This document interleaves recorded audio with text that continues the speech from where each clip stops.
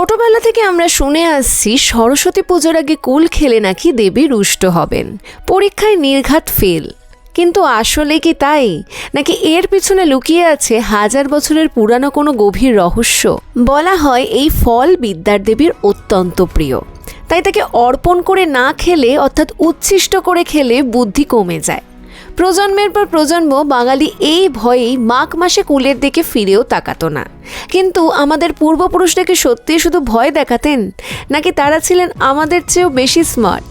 ইতিহাস এবং বিজ্ঞান কিন্তু অন্য কথা বলছে। মাঘ মাসের শুরুতে কুল পুরোপুরি পাকে না। এই কাঁচা কুলে থাকে প্রচুর পরিমাণে ট্যানিন এবং অ্যাসিড। আর ঠিক এই সময়টাই হলো ঋতু পরিবর্তনের সন্ধিক্ষণ।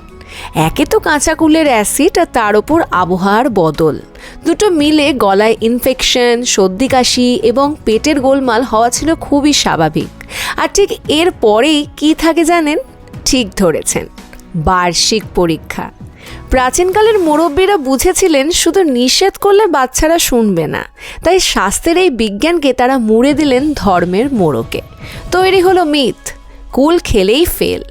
পুজো আসার সময় কুল পেকে হলুদ হয়, যা স্বাস্থ্যের জন্য নিরাপদ। তাই এই প্রথা কোনো কুসংস্কার নয়, বরং এটি ছিল আমাদের পূর্বপুরুষদের এক অসাধারণ হেলথ প্রোটোকল। ভয় নয়, ইতিহাসের পিছনে যুক্তিকে জানুন।